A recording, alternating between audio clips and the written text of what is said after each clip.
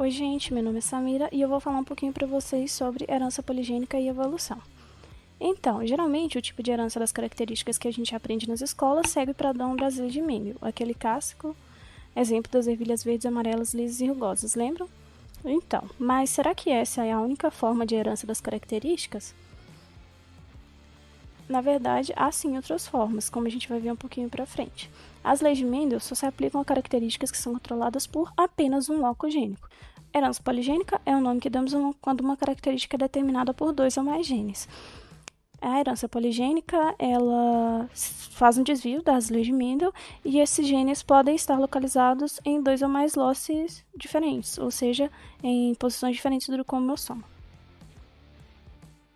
A herança poligênica também é chamada de herança quantitativa e manifesta uma variação contínua de um caractere específico.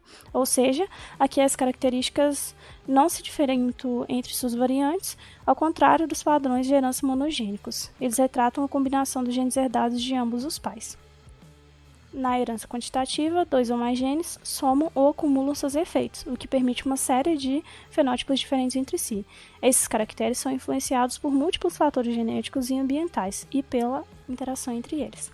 Alguns exemplos de características determinadas por mais de um gene são altura, peso, cor dos olhos e cor da pele. Focando um pouco agora no exemplo da cor da pele, a gente vai ter uma figura aqui que mostra um gradiente entre os vários tons de pele, né, de uma extremidade à outra. E a gente só vê muita diferença se a gente pegar os extremos mesmo, que seria aqui A1 e N16. O conjunto de genes que produzem uma determinada característica são chamados de haplótipos. Aqui a gente tem 2 exemplos, gene A1B1C1 formando o haplótipo A1B1C1 e genes A2B1C2 formando o haplótipo A2B1C2. E como é que funciona a evolução dessas características que são determinadas por mais de um gene? Bom, vai depender se esses genes estão ligados ou não e entre outras coisas. Os genes ligados, eles são aqueles que estão bem próximos no mesmo cromossomo, e os genes não ligados, eles se localizam em cromossomos diferentes ou em um mesmo cromossomos mais bem distantes entre si. Como a gente pode ver aqui nessa imagem, né? E no caso dos genes não ligados, eles se agregam independentemente na meiose, e apresentam a maior taxa de recombinação. E os genes ligados são mais frequentemente herdados como uma unidade inteira do que separadamente.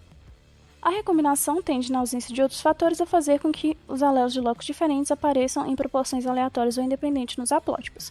Haplótipos A1B1 e A1B2 são encontrados na mesma proporção na população como um todo. Essa condição é chamada de equilíbrio de ligação.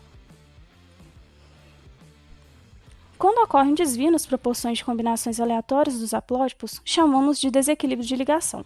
O desequilíbrio de ligação pode surgir devido a baixa recombinação, cruzamentos não aleatórios, amostragem aleatória e seleção natural. Quando a seleção favorece indivíduos com combinações particulares de alelos, então ela produz equilíbrio de ligação, pois ela está favorecendo o aparecimento de um haplótipo em proporção maior do que outros. A ligação de genes também gera desequilíbrio de ligação. É necessário que a recombinação realize sua função de torná-los aleatórios. No caso de genes fracamente ligados, não irão apresentar desequilíbrio de ligação por muito tempo, pois poucos eventos de recombinação poderão remover esse desequilíbrio, ao contrário de fortemente ligados. O cruzamento não aleatório também gera desequilíbrio de ligação. Se indivíduos com o gene A1 tendem a cruzar com tipos B1 em vez de com tipos B2, os haplótipos A1 e B1 terão uma frequência em excesso sobre a de cruzamentos aleatórios. Se a deriva aleatória, ou seja, processos aleatórios, produzirem ao acaso um excesso de haplótipo em uma geração, o desequilíbrio de ligação também aparece. Outras 2 coisas interessantes sobre genes ligados são o efeito carona e a varredura seletiva. Efeito carona é quando a seleção atua sobre um loco, influenciando as frequências gênicas em locos ligados a ele, ou seja, os genes pegam carona ali. Varredura seletiva é quando a seleção natural ela fixa um novo gene favorável. A quantidade de variação genética é reduzida nas regiões de DNA vizinhas. Ou seja, é um tipo específico de efeito carona, onde os genes próximos ali do loco que está sendo selecionado positivamente vão pegar a carona e vão também aumentar essa frequência na população.